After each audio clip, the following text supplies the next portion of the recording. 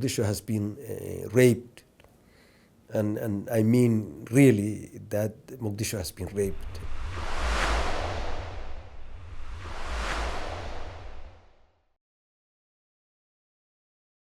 The best part of the city, how it has been destroyed, and how it became a filthy.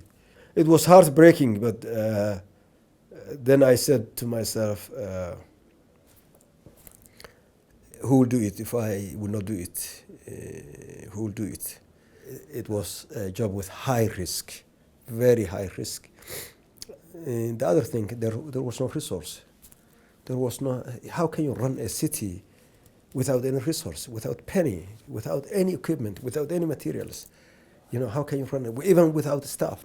So I sit in a complete one night and thinking what approach and in what way I will approach this. Staff, no capacity, even the people that are near to you, no capacity, no resource, nothing at all, nothing, zero. Mogadishu had two accounts in the bank. One was in shilling Somalis and then dollar. The dollar, there was about $125 in its account. And in shilling, about $1 million, like about $20, converting to dollar. So what can you do about it? Nothing. So it was heartbreaking, but I came up with three priorities to do. One is that at that time it was only 5 districts was in the control of the government. Mogadishu consists of 16 districts. And 5 districts only was in the hand of the government, but it was not safe themselves. So first of all, to improve the security conditions of the 5 districts. That's my first priority. My second priority was that to remove all the garbage, because there was a huge garbage everywhere in the streets, filthy. Remove the garbage as much as I can. And third, the city was dark. To light the main streets, not all of it, but at least the main streets and the markets of the city, so people can work long hours at night, because at that time they used to close all their business at 3 o'clock, 3:30, whenever it's coming dark. So you have to be in your home when the sun goes down. Wherever you are, if sun goes down, you cannot leave there. You will stay there. You have to stay there, whether you like it or not, wherever you find yourself after because the security was very bad.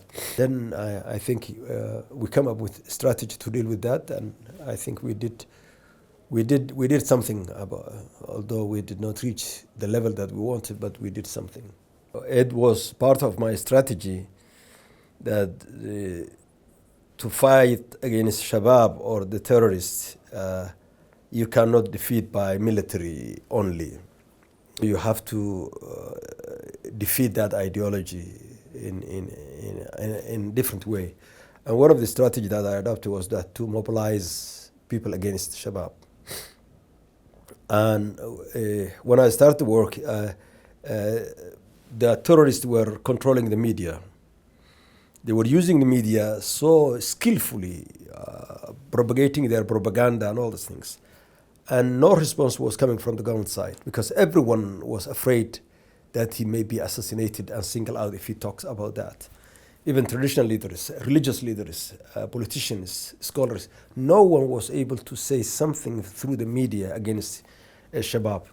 So first of all, to break the fear, I have to face to the media and talk against Shabab. I have to expose the atrocities that they are committing. I have to expose their ideology. I have to expose that they don't carry national agenda.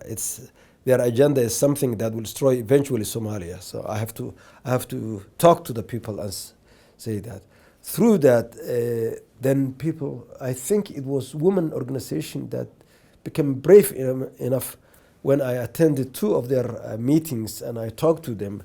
Then they come out to speak through the media, and then gradually it started people to speak against Shabab, and then at the same time we organized rallies against Shabab and used the population to become against Shabab, and I think we did that. And Shabab has not been defeated on military basis, because if you defeat your opponent in military basis, you have to have their weapons, or you have to have their dead bodies, or you have to have arrest a good number. None of that happened.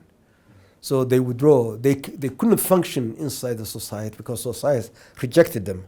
So that's why it was useful strategy, and it worked for us. Even on my way to Switzerland, I was in Nairobi overnight, and they called me in Nairobi, and they say, right now you don't have bodyguards. You are your own. We know where you are. You know, they send text messages, and in Nairobi I don't have bodyguard. That's true. And easily they can find where I am because they find my number. How did they find my number in Nairobi? I don't know. Still, they threaten, but it doesn't bother me. It doesn't bother me really. I'm a complete devoted Muslim, and I believe that I will die one day, and nobody can advance it, nobody can delay it.